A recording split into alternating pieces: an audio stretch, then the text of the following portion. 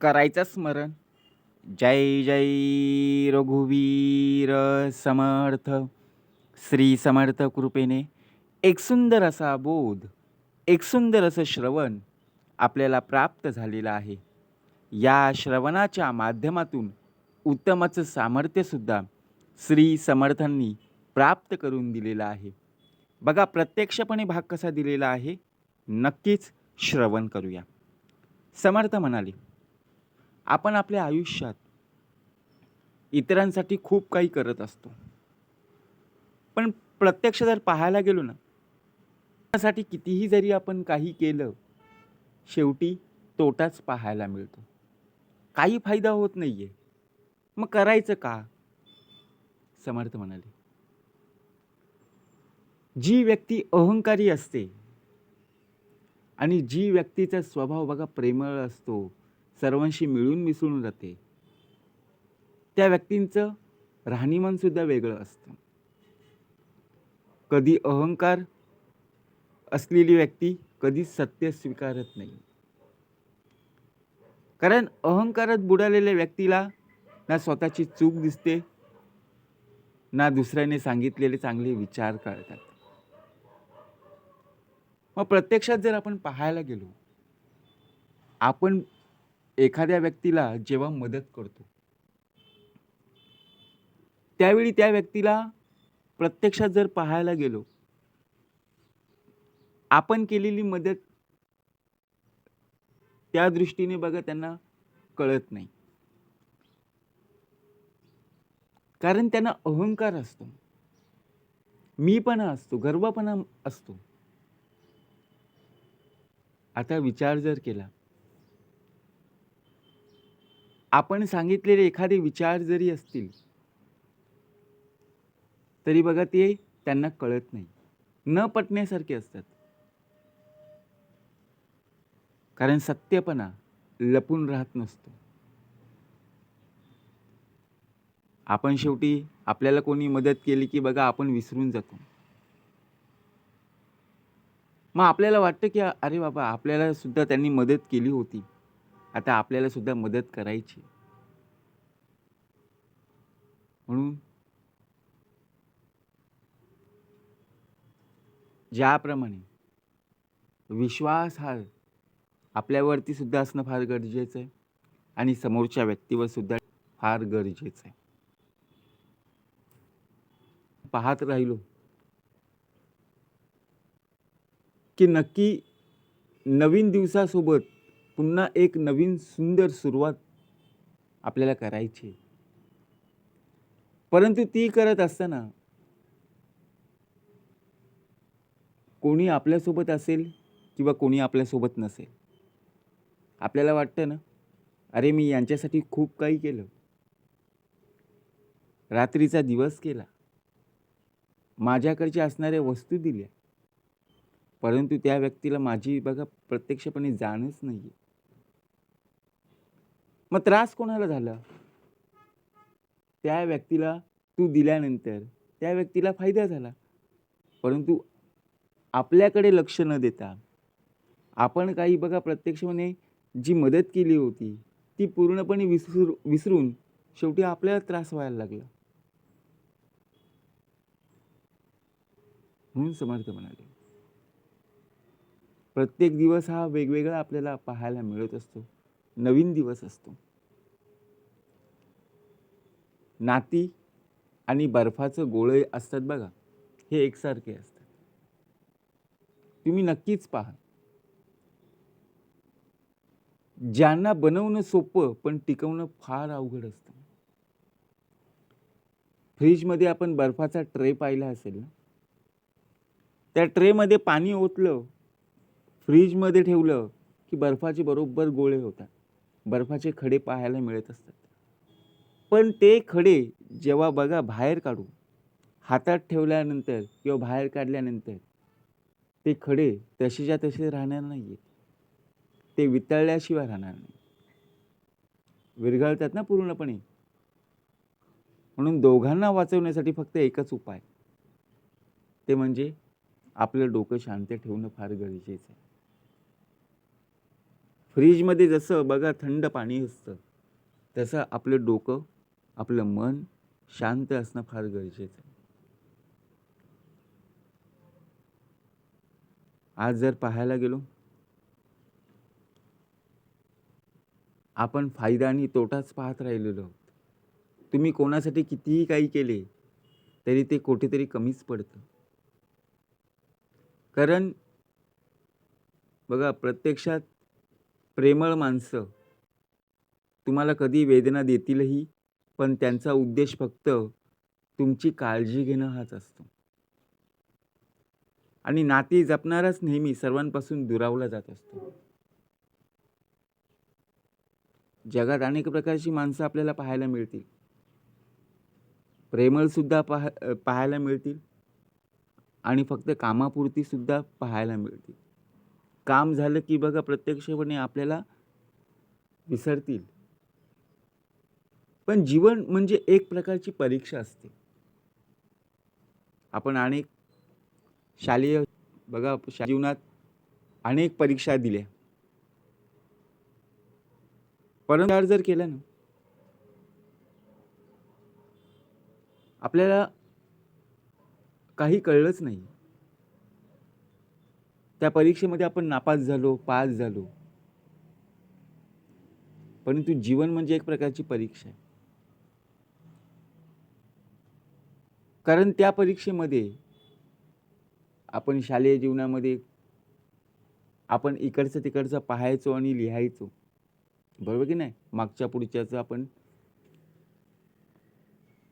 परंतु इथे आपल्याला नक्कल करून जगता येत नाही.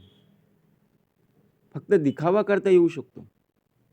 कारण प्रत्येक व्यक्तीचं पेपर हे वेगवेगळे असतात. प्रत्येक व्यक्तीच्या जीवनात वेगवेगळे प्रश्न पाहायला मिळत असतात. बरोबर आहे की नाही? म्हणून समर्थ म्हणाले, आज आपली स्वप्न कधीही अर्ध्यावर सोडू नका. ज्या स्वप्नांसाठी तुम्ही प्रत्यक्षपणे मेहनत करत आहात, प्रयत्न करत आहात, ते प्रयत्न अजिबात सोडू नका. विशेषतः ज्याच्याबद्दल दिवसातून एकदा तरी कोणता ना कोणता तरी विचार मनात येतो. आपल्यासाठी कोणी किती मदत केली, आपण किती लोकांसाठी धावून गेलो, हे आपण पाहतच नाही. जेव्हा आपल्याला फायदा होतो तेव्हा आपण विचार करत नाही. जेव्हा आपल्याला तोटा होतो तेव्हा बघा प्रत्यक्षपणे आपण विचार करत बसतो. वयाला हरवायचं असेल तर आपले छंद हे जिवंत ठेवायला शिका. कारण आपले छंद बघा आपल्याला जीवनामध्ये आयुष्यामध्ये पुढे नेत असतात. आज प्रामुख्याने जर पाहायला गेलो आपलेच नातेवाईक आपल्याच करिअर सोबत बघा प्रत्यक्षपणे जर आपण पाहायला गेलो, आपल्याला ते करिअरमध्ये बघा रस आहे, आपल्याला एखाद्या गोष्टीमध्ये आवड आहे, एखादा छंद आहे, परंतु ती गोष्ट करण्यापासून बघा आपल्याला बाजूला करतात. परंतु त्या गोष्टीमध्ये आपल्याला रस आहे, आवड आहे, छंद आहे. मग त्या गोष्टीपासून त्या करण्यामध्ये तू कमीपणा आणू नकोस. तुला ती गोष्ट करायची. आपण नंतर विचार करतो, अरे मी जर हे काम करायला गेलो तर माझ्यासोबत कोणी येईल का? कोणी कोणासाठी नसतो. प्रत्येकजण प्रत्येकाच्या स्वार्थासाठी बघा आयुष्य जगत आहे. आपण अजूनपर्यंत दुसऱ्यांवर अवलंबून राहिलो. ती व्यक्ती येईल, तो येईल, ती येईल, असं नाही हो. आज ते पाहायला मिळत नाहीये. म्हणून समर्थ म्हणाले, ज्याप्रमाणे आजच्या दिवसाला बघा आपल्याला नवीन फायदा झाला किंवा तोटा झाला, पण यश ही नशिबाने मिळणारी गोष्ट नाही. उद्दिष्टपूर्तीकडे बघा होणारी जी वाटचाल, म्हणजेच काय, आपल्याला जे हवंय ते मिळणं म्हणजे यश. आणि जे मिळालं आहे ते गोड वाटून घेतलं पाहिजे ना. आपल्याला बघा जरी कमी मार्क मिळाले, पण आपण जी मेहनत केलेली आहे, आपण स्वतःहून पेपर लिहिला की नाही, आपल्याला तेवढे मार्क मिळाले. आपण जेवढं कार्य केलं आपल्याला तेवढं फळ मिळालं. त्यामध्ये गोडी आणणं फार महत्त्वाचं. पण आपण काय विचार करतो, अरे माझ्यापेक्षा त्यांना जास्त टक्के मिळाले, बरोबर की नाही. त्यांनी माझाच पेपर लिहिला, परंतु त्याला जेवढे येत होतं त्यांनी त्याचं लिहिलं आणि माझ्याकडून पण पेपर लिहिलं. चालेल, लिहू दे. आता तुम्ही कितीही करा, त्याचा फायदा तुम्हाला होणार नाही. कारण जीवनातील आजची वेळ जरी खराब असेल तरी निराश होऊ नका. परंतु त्यानंतरची जी येणारी वेळ असेल ती आयुष्यातली सर्वात सुंदर असेल. जीवनामध्ये आजची वेळ का खराब झालेली आहे, कोणामुळे झालेली आहे, याचा विचार कर ना. येणाऱ्या वेळेकडे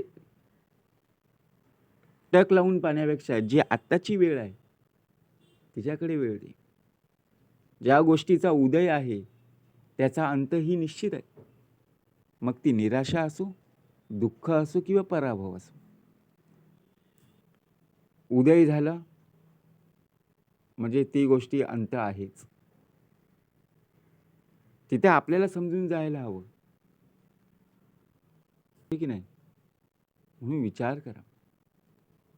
आपला पराभव झाला की आपण शांतपणे राहतो, विचार करत बसतो.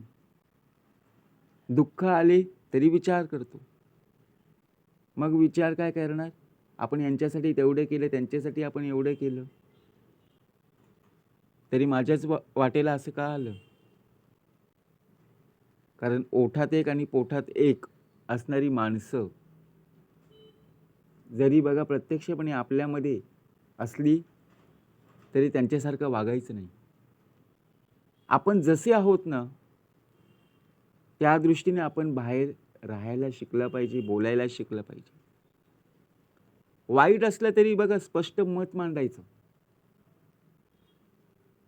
बोलता आलं पाहिजे. कारण विचाराने तुम्ही भारदस्त असणं या जगात प्रामुख्याने त्यांना स्थान आहे. आणि खरं वागणं, खरं बोलणं, खरं चालणं, तुम्ही कितीही जरी प्रामुख्याने विचार केला तरी ही गोष्ट तुमच्यामध्ये असणं फार अपेक्षित आहे. तुम्ही विचार करत असाल की मी याच्यासाठी एवढं केलं, पुन्हा पुन्हा तेच सांगावं लागलं, त्याच्यासाठी मी तेवढं केलंय पण माझ्यासाठी बघा हाकेला धावून आले नाही. विचार करू नकोस. प्रत्येकाची वेळ ही नक्कीच बदलणार आहे. आज तुझ्यासाठी ती व्यक्ती धावून आली नाही ना, आज ती व्यक्ती त्यांच्या भल्यासाठी धावत आहे. आपण आपल्या हातातलं काम सोडून त्यांच्यासाठी धावून गेलो होतो, परंतु ते विसरले. आणि शेवटी बघा आपल्यालाच आपलं काम स्वतःहून करावं लागलं. मग ज्या वेळेला तुझ्या देहाने स्वतःहून कार्य केलं त्यावेळेला एक अनुभव सुद्धा आला आणि मी कार्य केलं, स्वतःहून कार्य केलं, एक इच्छा आणि एक शक्ती सुद्धा प्राप्त झाली. म्हणून समर्थ म्हणाले, कोणासाठी जरी काही केलंस तरी शेवटी तुला तोटा पाहावाच लागेल, यातून तुला काहीही फायदा होणार नाही. जय जय रघुवीर समर्थ.